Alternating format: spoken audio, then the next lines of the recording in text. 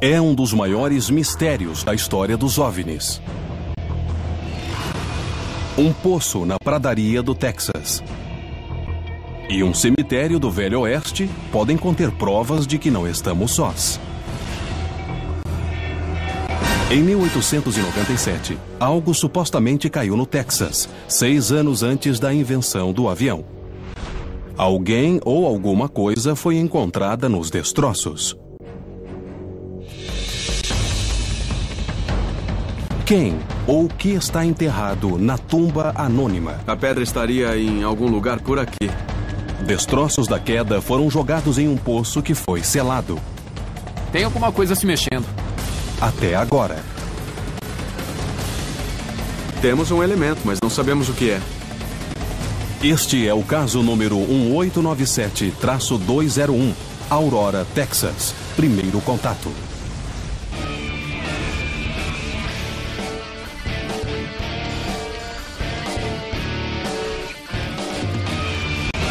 Caçadores de OVNIs. Em 17 de abril de 1897, o povo de Aurora, no Texas, olha para o céu e vê algo que nunca tinha visto antes: uma máquina voadora. Às 6 da manhã, cidadãos reportam ter visto algo em forma de charuto voar de norte para sul sobre a cidade. Conte o que sabe desse caso. Este é um caso incrivelmente histórico, famoso e misterioso, um dos mais estranhos da ufologia. Como aconteceu antes de existir a ufologia, ninguém sabe realmente o que foi que houve. Segundo testemunhas, o engenho parecia estar em apuros e bateu em um catavento situado em terreno alto. A colisão e a explosão resultante espalharam fragmentos sobre uma grande área. No local, observadores curiosos encontram estilhaços que parecem ser uma mistura de alumínio e prata e nos fragmentos contorcidos descobrem algo estranho. Um misterioso corpo diminuto. Um militar local declara que o piloto morto é um marciano.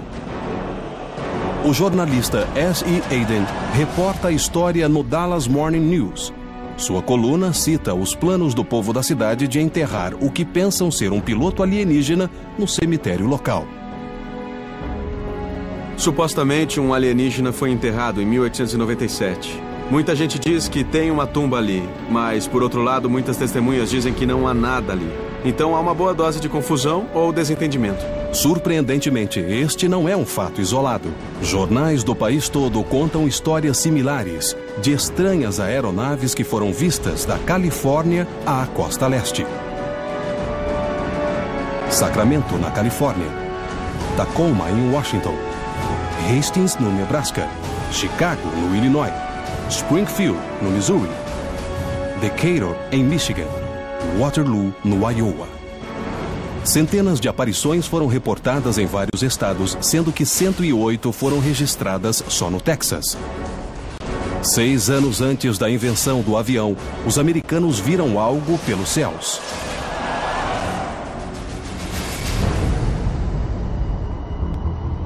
Esse caso está aberto há 100 anos e é difícil de resolver. E é claro, eu quero entender por que é tão difícil. Bem, é aqui que tudo para, é isso. Todas as investigações acabaram parando aqui, exatamente neste ponto. Segundo dizem, os destroços da queda foram recolhidos da área, mas uma parte deles foi atirada em um poço abandonado. Quase 50 anos depois, pessoas que usavam o poço foram atingidas por uma estranha doença, como se vê nesta foto. Uma doença que deforma e altera o corpo. Nos anos 50, o poço foi selado. Durante anos, qualquer tentativa de abri-lo foi rejeitada pelos proprietários da área. Até agora. A menos de 5 quilômetros do poço, fica o cemitério de Aurora. Segundo a lenda, e como citado por Aiden em seu artigo de jornal de 1897, em algum lugar entre estas tumbas, podem estar os restos do piloto alienígena. Primeiro, eu preciso ir ao cemitério para ver se localizo a misteriosa tumba. Segundo, preciso de evidências de dentro do poço e análises do solo e da água para ver se achamos algo em comum. Em busca de respostas, Pat Asker vai investigar o misterioso poço. Só existe um modo de chegar ao fundo desse assunto, que é entrando no poço. Bill Burns vai ficar na área para colaborar com os historiadores e investigar o local da queda. Vamos ver se alguma coisa realmente pode ter caído aqui, se há algo anômalo. O Dr. Ted Eckworth vai para o cemitério para tentar localizar a tumba e investigar o que há de verdade por trás da lenda do alienígena enterrado, usando o radar de penetração de solo. Vamos tentar marcar uma área onde provavelmente o alienígena possa estar. Antes de reabrir o poço, Pat se encontrou com o proprietário atual, Tim Oates. Numerosos pesquisadores de OVNIs tentaram validar a queda de Aurora, mas a família Oates sempre relutou em mexer no poço. Os caçadores de OVNIs serão os primeiros a entrar. Você sabe que tem uma boa parte da história dos OVNIs no seu quintal. Sei. Pode me dizer quando exatamente taparam o poço? Sim, está escrito aqui. Foi fechado em 1957, está selado. Quer dizer que o poço ficou fechado por mais de 50 anos e que, se o destaparmos, seremos os primeiros a entrar. Isso. Não acredito nada dessa história. Foi uma boa história. Do tipo, digamos assim, a chegada dos pioneiros. Hoje, muitos acham que a história de Aurora é uma ficção inventada por um jornalista para chamar a atenção para sua cidade. Outros dizem que nunca houve evidência física de uma queda, que o catavento sobre o qual a nave caiu nunca existiu e que o local de enterro do alienígena é só uma lenda rural. James Mars, pesquisador de OVNIs local e historiador, investiga este caso desde o início dos anos 70. A primeira vez ninguém queria dizer nada, diziam que nada aconteceu. Os que negam dizem que nada aconteceu, que porque a cidade estava morrendo, precisavam de alguma história para criar um mínimo de turismo e que por isso Hayden escreveu o artigo. Mas a história pode ir além. Pode haver provas que chegaram até nossos dias. Em 25 de maio de 1995, um Boeing 757 da America West viu um objeto em forma de charuto com luzes ao longo de suas laterais voando por sobre o Texas. O que segue é a gravação do controle de tráfego aéreo do voo 554 da America West daquela noite. Um piloto a 12 mil metros disse que viu algo a 9 mil metros, muito comprido e com um estroboscópio. E isso não é bom. Isso significa o quê? Eu não sei se é um OVNI, é a bobagem de Roswell de novo. 13 de maio de 1981. 7 testemunhas reportam ter visto um objeto em forma de charuto com janelas sobre o norte do Texas. Uma das testemunhas disse que a nave tinha luzes verdes e amarelas pulsantes e outra se deu ao trabalho de desenhar o que disse que viu. E, é claro, há o caso de Aurora, de 7 de abril de 1897. Queremos colocar a história de 1897 de Aurora no contexto de toda a atividade aérea dessa região no final do século XIX. O primeiro dirigível feito pelo homem é creditado a Henri Guissard. O engenheiro francês construiu um modelo em forma de charuto com 44 metros de comprimento e movido a vapor, em 1852. Dirigíveis pareciam discos voadores? Tinham asas? Eram cilindros voadores? Mas atravessar o país teria sido impossível para estes primitivos dirigíveis a vapor. Estariam as pessoas da América vendo um protótipo avançado ou seria algo de outro mundo?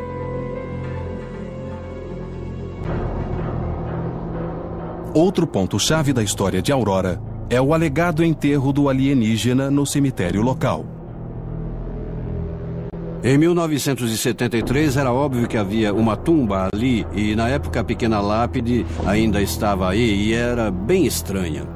Viu isso com seus próprios olhos? Sim, era um arenito, mais ou menos desta altura. E tinha um V entalhado nela. E pequenos círculos. Um dos lados parecia abruptamente quebrado. E acho que havia outra porção na pedra. E se projetarmos a parte que faltava para o outro lado, o resultado é um disco. Com janelas. Certo? Certo. Mas estava ali. Por que não exumam a tumba? É uma prática muito comum e saberíamos com certeza o que há ali. Bem, várias coisas aconteceram. Não queriam ninguém abrindo tumbas, colocaram policiais para tomar conta e assim, algumas semanas se passaram e começaram a esquecer. Na mesma noite que retiraram os policiais, a pequena lápide desapareceu e nunca mais foi vista. O Dr. Ted Eckworth e o arqueólogo Garth Baldwin sabem que achar o túmulo seria o primeiro passo para resolver o mistério de Aurora. Bom, todas parecem lápides mais novas. Temos que achar a parte mais velha do cemitério. São construídos em seções e talvez devamos ir do outro lado da colina. É, parece mais velho. Olha essa. 1891. Estamos chegando lá. Por aqui. Essa é a área certa do cemitério. Vamos armar o laptop e ver se há correspondência com as fotos. A primeira tentativa é localizar a tumba usando fotos históricas. Uma das imagens foi feita em 1970 e mostra a pequena lápide. A outra é de um filme do início dos anos 90, feita por uma testemunha ajoelhada onde a lápide ficava. As características das fotos deveriam permitir estabelecer pontos básicos de referência e, a partir deles, triangular a posição. Acha que essa é a lápide mais próxima? É a inscrição dos Bledsoe. Esta parte do cemitério se ajusta à história do piloto enterrado em 1897. Há túmulos ocupados em toda a nossa volta com inscrições dessa época, mas não há inscrições a uma distância de 5 ou 6 metros do local onde se supõe que enterraram o piloto. Há uma área sem nada, mas em toda a volta há inscrições de 1897, 1885, 1894, então o espaço combina com a época. Ted e Garth examinam as fotografias. E sucesso! Eles encontraram a exata posição de onde foram tiradas. Vamos puxar uma linha da inscrição para ver se conseguimos estabelecer o vetor correto. Tá bom. Vamos começar com a placa como o primeiro ponto de referência. Vamos marcar aquilo e começar a linha. Com uma linha no chão, Ted e Garth olham outra foto para ter um ângulo ligeiramente diferente. A perspectiva indica que olhamos por baixo. Então temos que ir um pouco mais para trás. Daqui. Agora estamos debaixo dessa extremidade. Acho que é por aqui.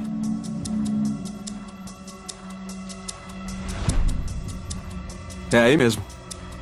Vamos dar uma olhada. Estamos prontos para o radar. Com o local marcado, Ted vai trazer um moderno radar que pode revelar a prova de um contato alienígena no século XIX. –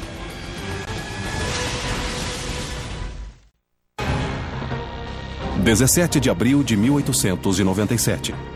As pessoas da pequena cidade de Aurora, no Texas, se veem envolvidas em um dos primeiros casos de OVNIs da América.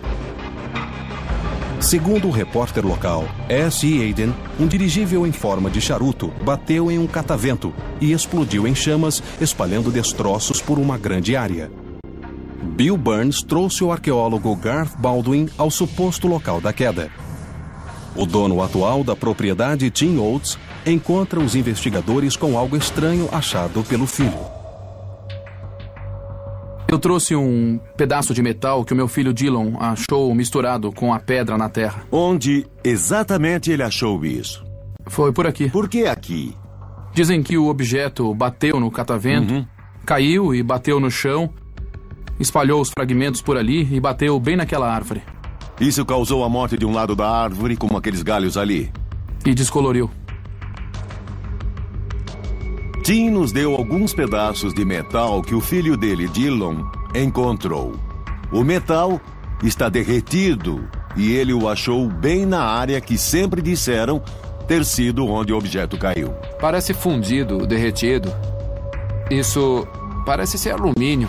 Curiosamente, o artigo de jornal de Aden, reportando a queda de 1897, diz que o objeto era feito de um metal desconhecido, que parecia uma mistura de prata e alumínio. É pesado. Pesado demais para ser alumínio. O alumínio é mais leve, especialmente quando é fino. Segundo dizem, este é o local da queda. Os artefatos que estão aqui representam o período de tempo desde que se deu a queda até a época atual. Então, se os artefatos existirem mesmo, devem estar por aqui. Bom, os detectores de metal deveriam nos ajudar a encontrar metais do catavento ou qualquer outro, além de identificar qualquer material no chão. Ali há um grande. Vamos identificar alguns locais, cavar com uma pá, examinar a terra e ver o que aparece, não é? Segundo o artigo de 1897, o objeto colidiu com o topo do catavento do juiz Proctor. Realmente, registros locais provam que um juiz J.S. Proctor era dono da propriedade. Olha, tem vários buracos. Eu acho que devemos dar uma boa olhada na área e podemos cavar alguns buracos para mandar examinar. A documentação da época traz poucos detalhes e nenhuma construção ou estrutura parece existir na área do juiz Proctor. Qualquer indicação de um catavento está estranhamente ausente. Muitos céticos dizem que o catavento que não existe prova que a história da queda é uma lorota. Prego quadrado. Deve ser de antes da virada do século, sabe? Antes de 1900. Se achamos pregos dos anos 1890, qualquer coisa que tenha caído aqui em 1897 ainda pode estar aqui. Segundo dizem no local, o juiz Proctor limpou suas terras de todos os destroços. Não há registros de para onde foram levados, mas é certo que parte deles foi atirada no poço abandonado. Apesar de seus esforços, tudo o que Bill e Garth encontraram tem explicação. Como não acharam nada na superfície, o foco tem de se voltar para o poço. Tim se junta a Pat para começar a agir. Isso está na família como um mistério da cidade de Aurora. É hora de ir a fundo, no caso. Para ir a fundo, vamos ter de cavar, né? Isso, vamos. Mas logo de início, Pat e Tim descobrem uma pista. Um dos maiores argumentos dos céticos é que nada pode ter atingido o catavento do juiz porque nunca houve catavento. Tem alguma coisa aqui. É, aqui também. Por que colocariam isto aqui? São pés de um catavento. Se são para um catavento, sim, então deve ter havido um... Parece que tinha um catavento sobre o poço. Mesmo cataventos modernos, como o que vemos aqui, usam pés de metal para suportar e ancorar a estrutura ao chão. Sua família está nestas terras desde quando? 1935? Isso. E por acaso você se lembra de algum catavento? Não, eu nunca vi nenhum. E a minha família nunca mencionou nenhum. Sua família nunca mencionou o catavento? Não, só o poço. Essa é a prova de que houve um catavento. Vemos 4 bases fortes o suficiente para suportar os pés da torre. Enquanto Pat descobre novas pistas, Ted espera progredir em sua investigação, examinando o estranho metal encontrado no local. Só com uma olhada inicial, para mim é um pedaço de metal brilhante, amorfo, que parece ter derretido em algum momento e depois endurecido. E há muitos agentes contaminantes na superfície, porque o metal pode ter ficado na superfície muito tempo. Ted leva o metal a David Dirks no laboratório com microscópio eletrônico da Universidade do Norte do Texas para análise. Eu trouxe a amostra. Tá bom.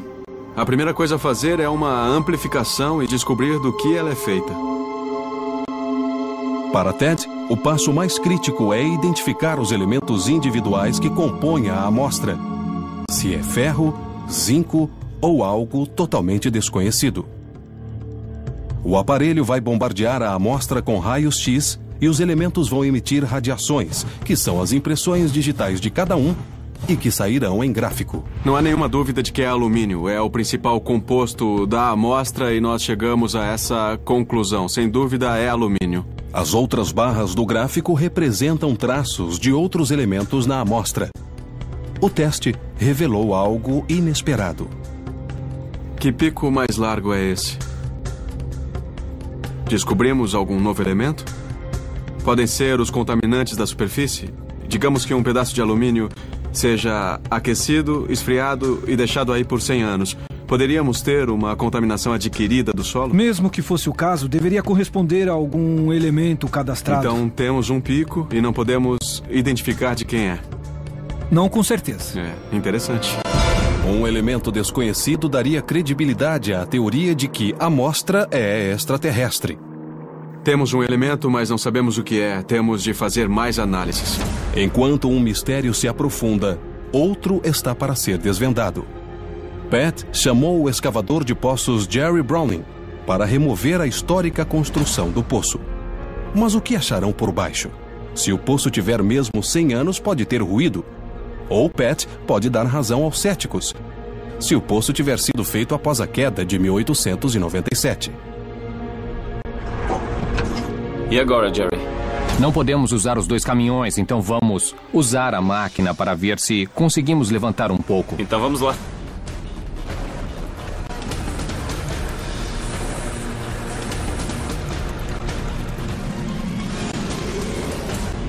O desafio agora é levantar a construção sem danificar o local. A casa é mais pesada do que a gente pensava. É bem mais pesada do que parecia.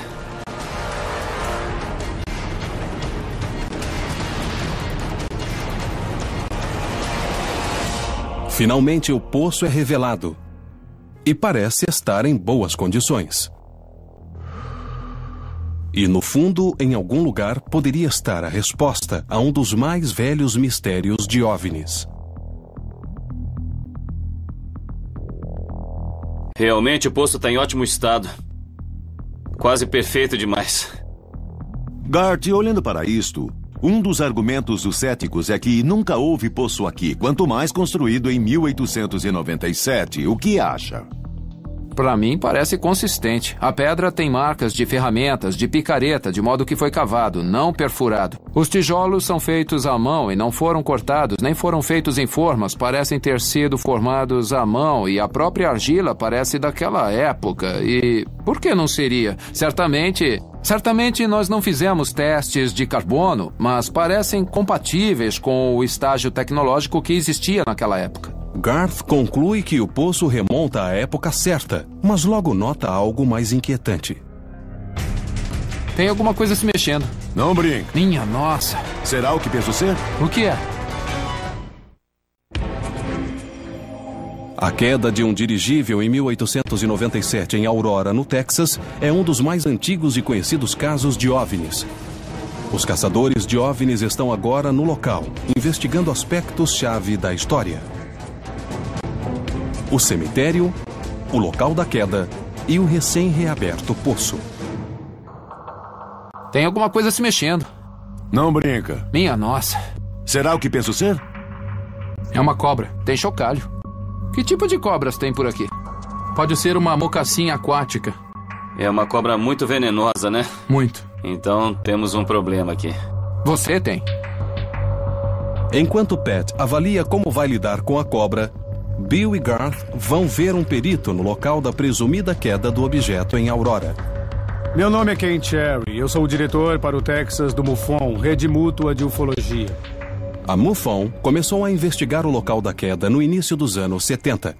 Seu time encontrou traços inexplicáveis de metal que parecia ter sido fundido. Em 1973... nossos estudos indicaram que havia um modelo de dispersão de metais a partir de um ponto por esta área toda. E isso incluía um sinal metálico que recebíamos dessa árvore, cuja idade é de mais de 100 anos. Gart trouxe um detector de metais. Se eu passasse pela árvore, poderia ainda haver algo? É bem possível.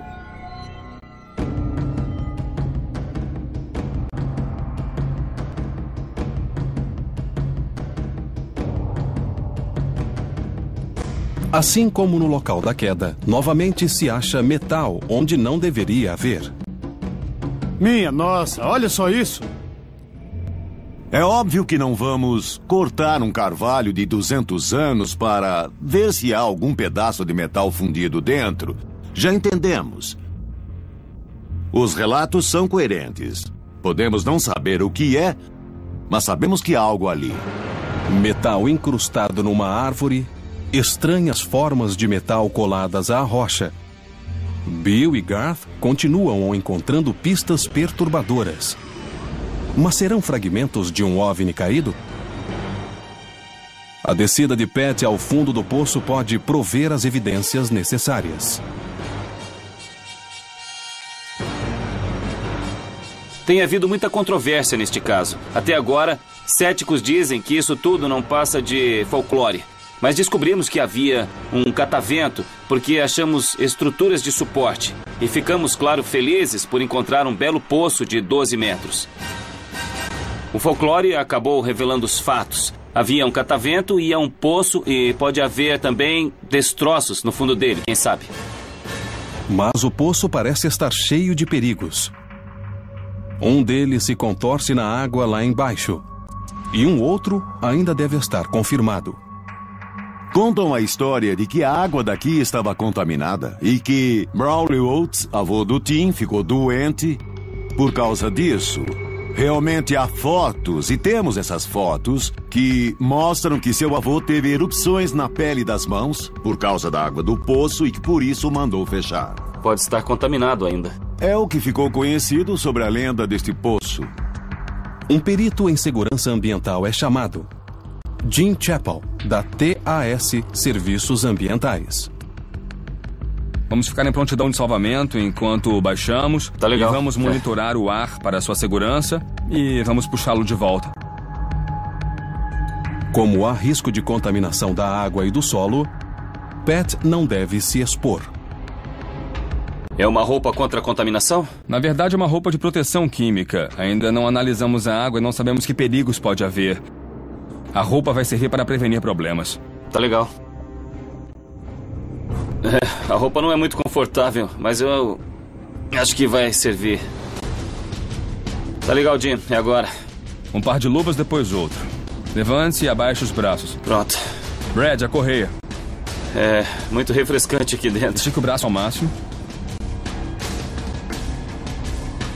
Assim. Tá legal.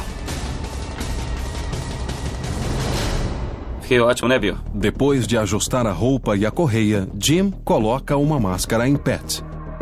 Primeiro vou cobrir as células e você vai respirar para fazer a máscara aderir ao seu rosto. Tá bom. Pronto. Isso. Perfeito. Perfeito. Pat se engata no guincho e começa a descer. Sua primeira tarefa é tirar a cobra de lá. Sente-se na beirada. Segure. Verifique o ar. Tá legal. O ar está bom. Vai falando o que vê enquanto desce. Tá legal. Bom, devo dizer que é a primeira vez que eu desço num poço. Como vai com a cobra, Pat? Só um segundo. Eu tô vendo a cobra. Para. Pegue na parte traseira da cabeça. Peguei. Tô puxando. Tá bom. Pra cima. Tá, vai. Agora vai. Se segura. Ótimo.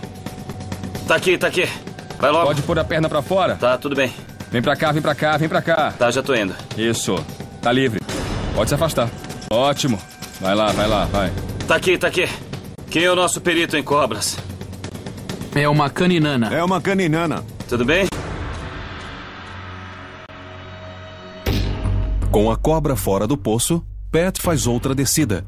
Desta vez ele procura uma resposta para o mistério do objeto de Aurora. Ted e Garth Baldwin voltam ao cemitério com um novo equipamento de alta tecnologia. Sem permissão da cidade de Aurora para cavar no cemitério, Ted procura usar um método menos invasivo para ver por baixo da terra. O perito em radar de penetração no solo, Stan Wood, e o filho Robert vão ajudar Ted na tarefa. Este X marca o local. Bom, o que eu sugiro é varrer a área maior para estabelecer o que é normal. Quando soubermos o que é normal, podemos começar a procurar as diferenças e também as anormalidades. O radar de penetração emite pulsos eletromagnéticos na Terra. Se um pulso atingir um objeto, ele retorna à máquina emissora, criando uma imagem na tela. Seremos as primeiras pessoas a usar radar de penetração de solo na marca que fizemos no chão. Esperamos encontrar coisas que sejam interessantes ou fora do comum. Tudo consistente até aqui. Aqui tem alguma coisa? Veremos as mudanças na densidade dos túmulos, dos caixões e possivelmente até dos ossos das pessoas enterradas aqui. Se acharmos alguma coisa que pareça fora do comum em termos de tamanho, de caixão ou de estrutura óssea, saberemos que há algo estranho ali. Estarão as respostas do caso de Aurora enterradas a 7 palmos no cemitério local? Ou no poço de 12 metros de profundidade e 100 anos de idade? Estou ouvindo alguma coisa. Em abril de 1897, um estranho objeto em forma de charuto supostamente explodiu nos céus de Aurora, no Texas. A análise original de Ted do metal da queda não revelou elementos desconhecidos. Ele leva a amostra ao Dr. Tom Gray para fazer exames mais avançados no acelerador de partículas da Universidade do Norte do Texas. Vamos bombardear a amostra com um raio de prótons. Isso vai fazer com que os átomos da amostra irradiem sua energia característica. Há alguma chance de haver elementos que não detectamos antes? Seria uma ideia empolgante. O exame deveria identificar todos os elementos que houver na amostra. E podemos pegar os resultados do exame, os dados, e compará-los com um banco de mais de 60 mil elementos conhecidos. Certo. Para ver se batem com algum. Se não bater, teremos algo novo. E se bater, saberemos o que é.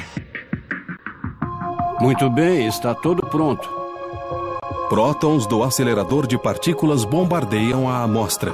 O gráfico do computador mostra todos os elementos presentes no metal. Tom, o que estamos vendo? É claramente uma amostra de alumínio. Temos alumínio, isso é evidente. Mas e o elemento desconhecido achado no outro exame? Este espectroscópio é muito mais sofisticado do que a máquina anterior e pode identificar cada elemento da amostra. Claramente, a maioria da amostra é de alumínio. Está vendo algo fora do comum? Parece que há uma quantidade muito alta de ferro na amostra. Para Ted e Tom, a alta taxa de ferro abre um novo mistério, que dá credibilidade à tese de uma queda de OVNI. Qualquer alumínio para propósitos industriais é sempre uma liga. Isso quer dizer, alumínio é o principal componente, mas há outros elementos presentes para torná-lo mais manufaturável. Quando analisamos as modernas ligas de alumínio, todas contêm ferro, mas em concentração muito menor do que vi nesta amostra. Seria esse alumínio da nave que caiu em 1897? O uso de alumínio conheceu grande progresso na década de 1880, embora na época da queda o metal permanecesse raro e muito caro. Embora não possamos provar que nossa amostra venha de 1900, sabemos definitivamente que ele não é uma liga comum nos dias de hoje. Não é isso? Tá. No poço, estão tentando recolher amostras do fundo, 12 metros abaixo da superfície. Mas o tempo, na quente tarde de verão, virou. Pat, baixado ao fundo do poço por um guincho, não tem tempo a perder. Há muitos relâmpagos por perto e o vento só está aumentando. Pat precisa pegar as amostras, carregar o que ele puder e sair dali. Porque a tempestade se aproxima e estamos em local exposto. Procure-se algum tipo de metal. Tá bom. Escuta, me dá mais uma corda. Eu tô vendo algumas raízes aqui. Alguma coisa metálica? A tempestade complica a busca. Você está atado a um cabo metálico suspenso em um tripé de alumínio e tem raios. E você está na água. Só um segundo, eu preciso pegar uma boa amostra. Tem um lodo pegajoso aqui. Encha a caixa com o que houver no fundo do poço. Vamos dar uma olhada e puxar você. Tá bom, podem puxar. Está subindo, Pat. Estou vendo você. Muito bem.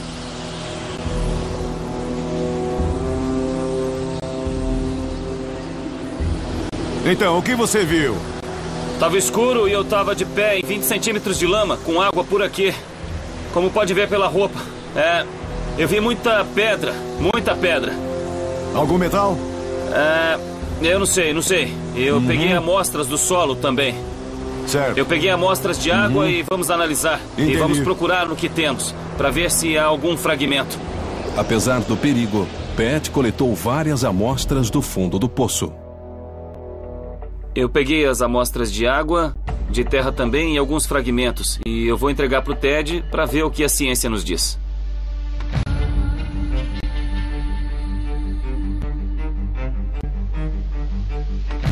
Eu dei uma olhada nas amostras que Pat trouxe do poço e, sabe, à primeira vista parecem mais ou menos o que se esperava. Eu não achei nenhum pedaço de alumínio. Pode ter alumínio em escala microscópica, mas só olhando a amostra.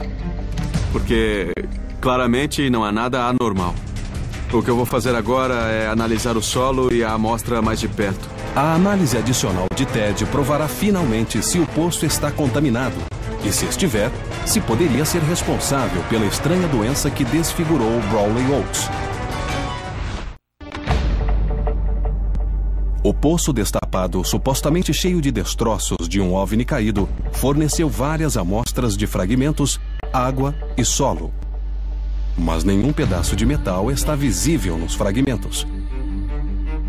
As amostras de água e solo ainda podem conter respostas para a doença de Brawley Oats. Ted procede a análises adicionais.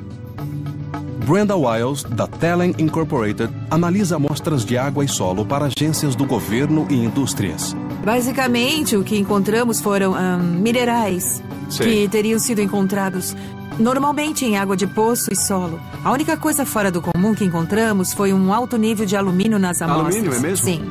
Nossa, é interessante, porque na história desse caso havia uma enorme quantidade de alumínio que foi lançada no poço. Isso é coerente com os seus achados? É possível. Pode ter acontecido alguma coisa assim. Ou poderia haver alumínio naturalmente presente nos minerais do local. Eu continuo estranhando que a gente tenha achado tanto alumínio misturado no solo da área onde supostamente houve a queda.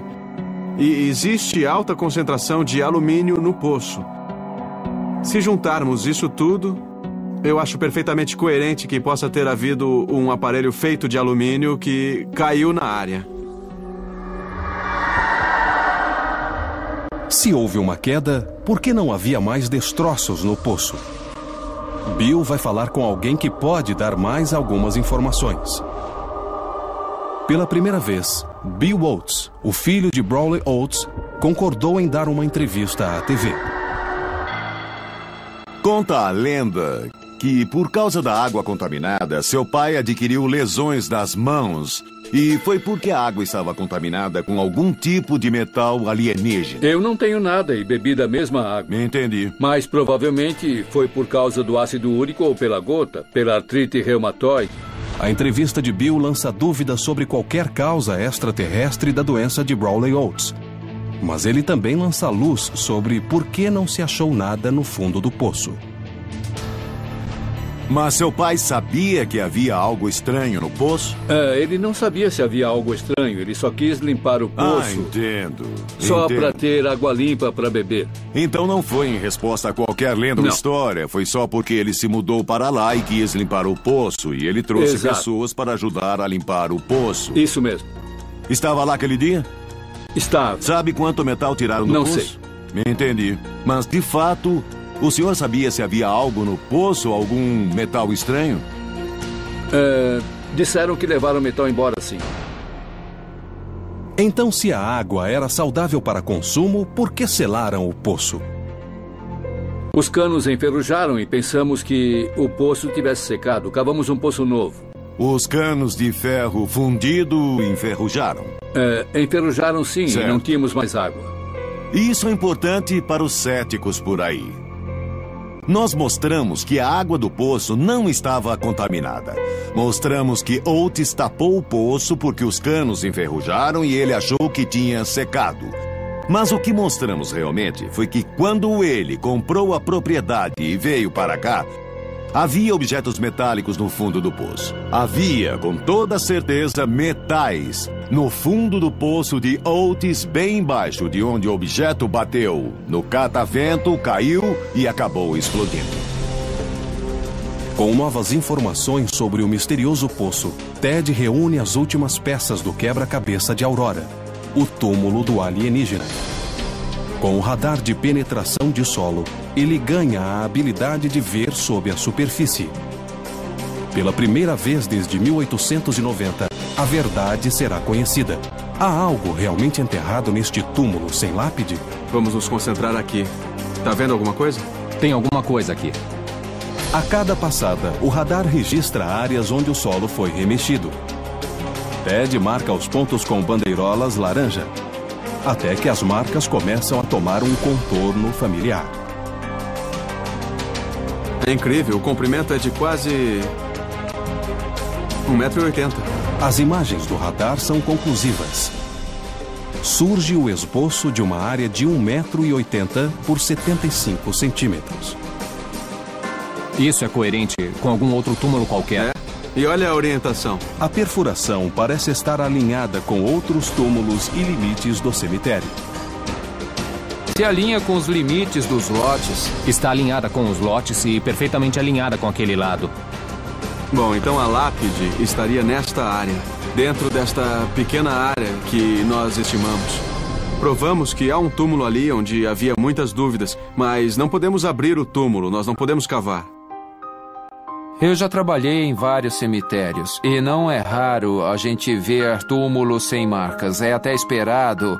Mas este aqui está bem no centro de onde não deveria estar e com todas as histórias que se contam por aí, este fato é interessante. As imagens também mostraram que o túmulo ruiu por causa de solo arenoso instável. Algo ainda pode estar enterrado no túmulo, mas isso está além do que um radar capta. Eu não sei se o mistério será completamente resolvido um dia. Só o que sabemos é que há um túmulo onde há muitas dúvidas e que ele é coerente com as histórias, com as dimensões e a orientação dos túmulos daquele tempo. Os céticos disseram que não havia nada disso, que não havia o poço, que não havia o catavento, que não havia também o corpo no cemitério. E o que descobrimos é que você não pode desmentir uma história assim sem pesquisar. Voltamos 100 anos no tempo para identificar esse OVNI. Trouxemos o OVNI para o presente e encontramos o caso de uma pessoa desaparecida após um acidente aéreo. Foi o que encontramos. É minha teoria. Eu não posso dizer que essas coisas provem que a queda ocorreu em Aurora, mas elas mostram que há fatos incontestáveis neste caso e que sempre haverá uma dúvida na minha cabeça sobre o que realmente aconteceu aqui. Pela primeira vez, novas evidências foram coletadas para um misterioso caso de OVNI de 110 anos de idade.